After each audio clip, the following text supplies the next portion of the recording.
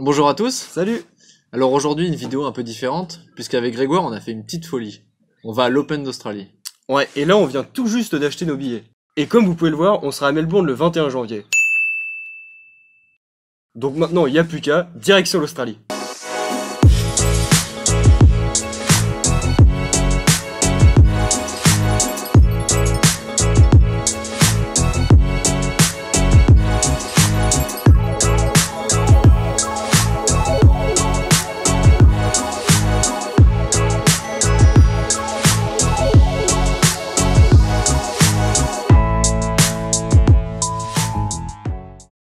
Ça y est, on est enfin arrivé en Australie, et plus précisément à Sydney, comme vous pouvez le voir.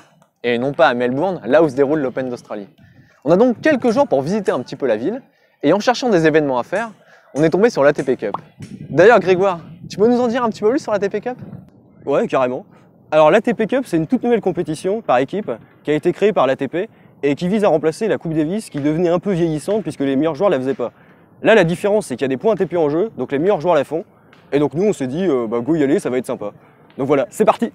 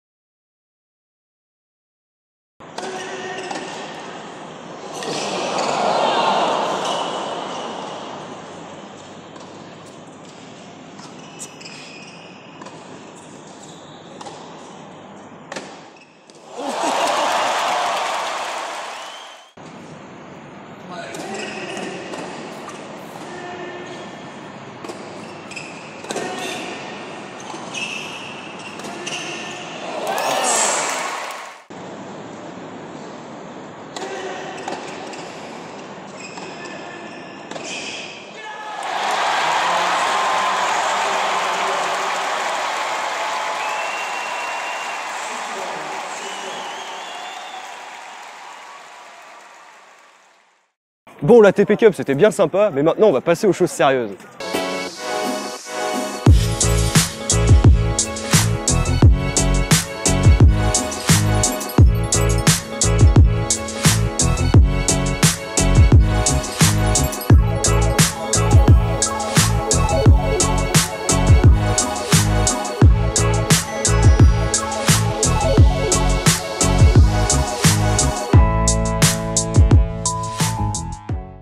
Bon alors pour être tout à fait honnête avec vous, au début on voulait aller voir la finale sur le cours principal, la Rod Laver Arena.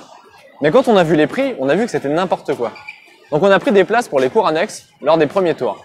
Donc pour un premier tour, on a payé 50 $ australiens, ce qui fait environ 30 €. C'est un peu plus cher qu'à Roland Garros.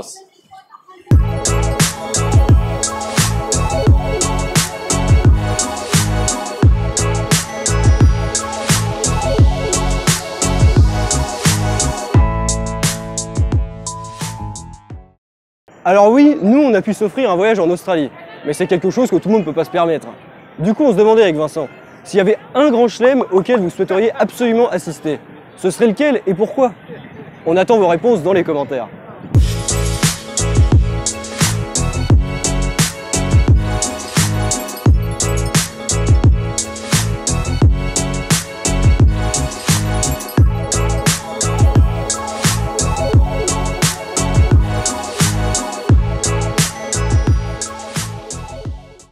Alors déjà, la première chose qu'on a remarqué, que vous remarquez sans doute aussi, c'est complètement blindé. Si vous êtes déjà allé à Roland Garros et que vous pensez que c'était blindé, bah ici c'est pire.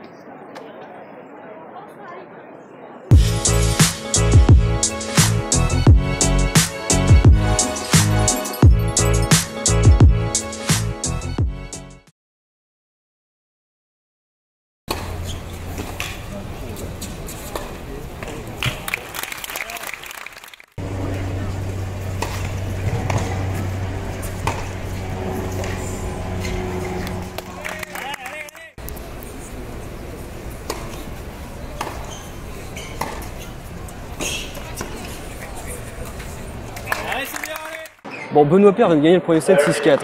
Du coup, c'est l'occasion que je vous pose une petite question. Est-ce que vous saviez qu'il n'y avait eu aucun vainqueur de l'Open d'Australie en 1986? En fait, c'est parce que jusqu'à 1985, le tournoi se jouait au mois de décembre. Et après, les organisateurs ont décidé qu'il se joue au mois de janvier. Du coup, pour que le tournoi se joue pas 2 mois de suite, il n'y a eu aucune édition en 86.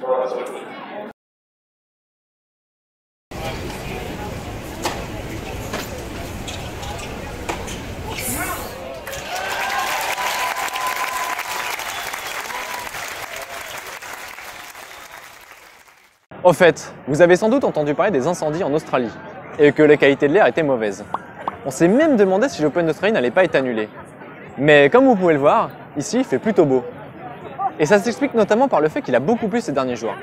Donc l'Open d'Australie peut donc avoir lieu.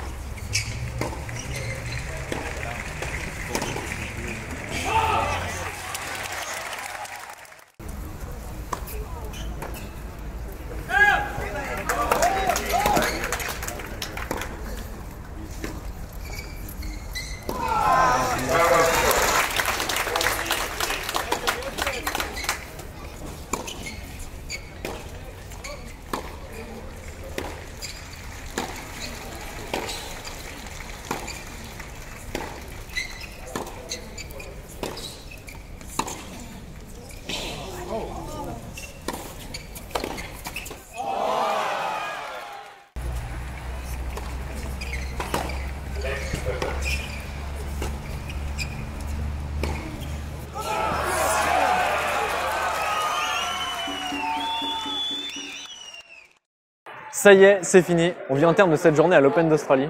C'était vraiment une super expérience. On a vu de très beaux matchs. D'ailleurs, si vous aimez le tennis, je vous recommande vraiment d'y aller si vous avez la chance de pouvoir y aller d'ailleurs. Mais avant de se quitter, jouons au jeu des pronostics. Personnellement, je vois bien Djokovic gagner. Même si Tsitsipas ou Thiem peuvent potentiellement remporter le tournoi. Et toi Grégoire, t'en penses quoi? C'est vrai que Djokovic, ça semble être la voie de la raison. Mais moi, si je laissais parler le cœur, j'aimerais bien que Federer fasse quelque chose sur ce tournoi. Ou même que des jeunes comme Tsitsipas ou Medvedev gagnent enfin leur premier grand chelem. Et vous, quels sont vos pronostics?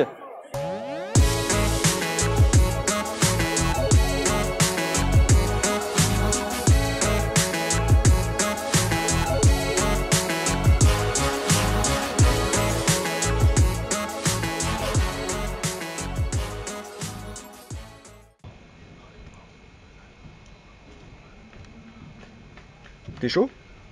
US Open? Grave chaud.